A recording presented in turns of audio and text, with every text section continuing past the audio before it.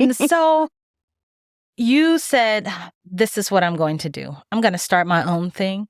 No, I really didn't know what I was doing. When I was growing up, I went to beauty camps.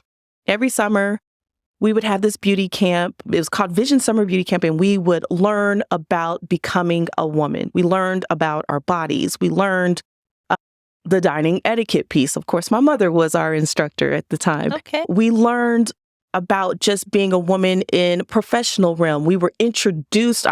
That's where I met television news reporters. And so, okay, there you go. That sparked that interest as well.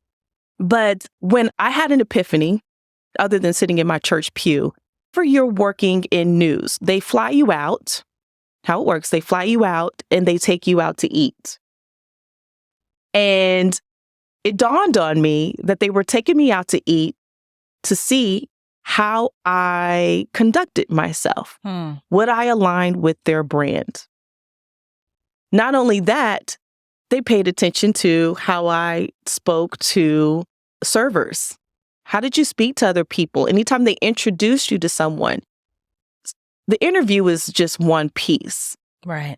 But when you're talking about being a actual brand ambassador, because you don't think about someone being on the news being a brand ambassador, but at the end of the day, they represent that news station or any other company. They take them out to eat. There's an executive director for Charles Schwab. He does that purposely. He takes them out to eat, and then he will have the restaurant mess up their order just to see how they respond. So when you think of those types of interactions, those types of things, I've been through this. I've had people ask, well, Kianga, how do you do it? You can go into a room and it's like everyone knows you and you know everybody. Okay, well, how can I take these things that I know, what I grew up with, on how to, conduct myself, how to groom myself properly, how to, fake it till you make it at a dinner table during a lunch meeting or interview. And then 3, how do you take up space in a room when you don't know anyone? So I knew that our children needed it. So I started out with a 4-week program.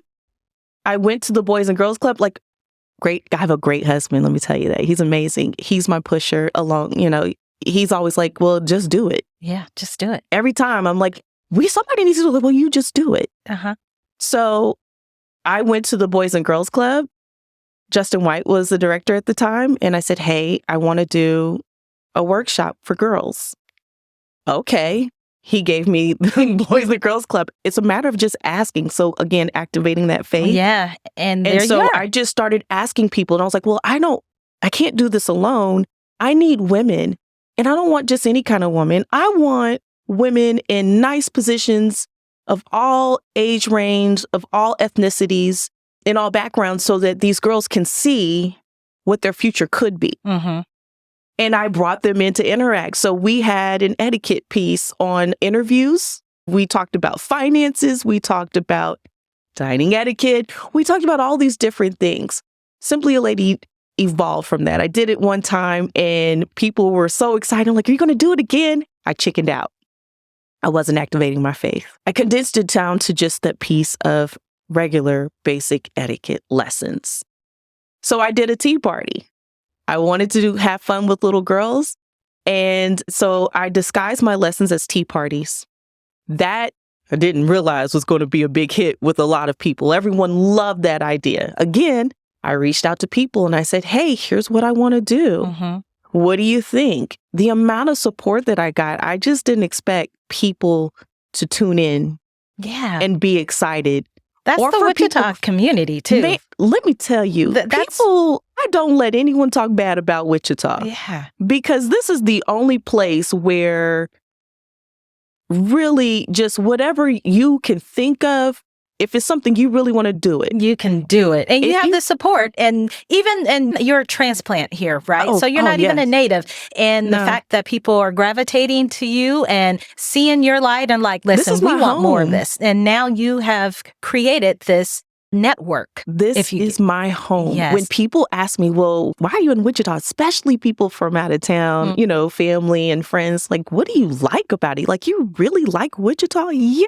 Yes. Love it. I have a tribe here. Yes. And honestly, you can go anywhere in this country. You can move to the largest city that has all the bells and whistles, but you're still not going to be happy.